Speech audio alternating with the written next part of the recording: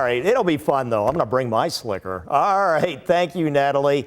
And right now, to give us, again, an idea what might happen Sunday night, here's this guy over here in the Weather Center. Yeah, Sunday is going to be just one of those days. You're going to want to have that backup plan because we are going to be tracking those waves of rain there. Now, there are some parts of Western New York we need some of this rain. In fact, as we take a look, these are the monthly precipitation anomalies where we have all the brown shade.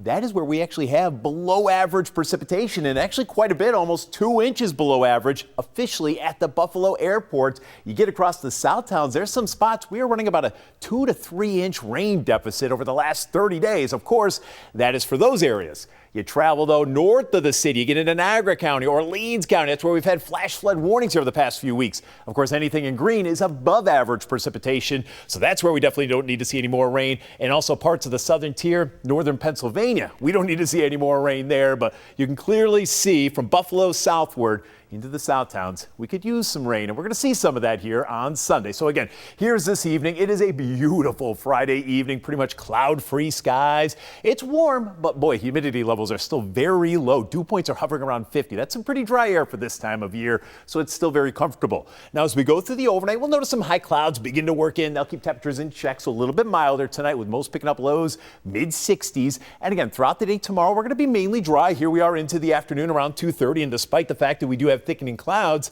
the radar still relatively quiet, so we're still picking up dry conditions.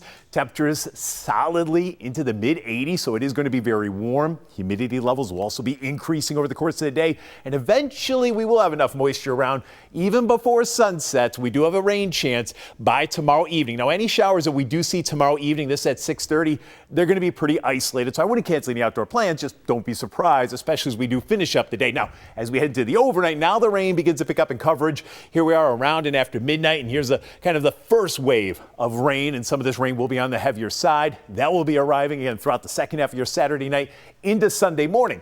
That batch will then clear. Here we are late morning, midday. A lot of activity and lifting to our north, so we'll try to mix in some dry time there during the midday hours.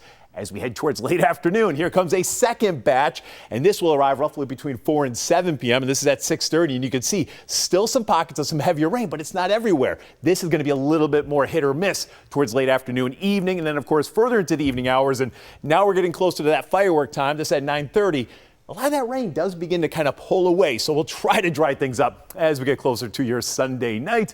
And outside of maybe a leftover shower Monday, I think we're looking pretty quiet as we head towards the beginning of next week. So tonight, just some high clouds rolling in, so we'll say becoming partly cloudy, quiet and cool with temperatures into the mid-60s. And then tomorrow, clouds will thicken into the afternoon, but outside of an isolated shower late, should be a mainly dry day with temperatures solidly in the 80s. And yes, Sunday's our weather impact alert day with waves of heavy rain. And because of that, if we see some of those rain showers kind of persist over any one spot like we have seen, could see some flash flooding.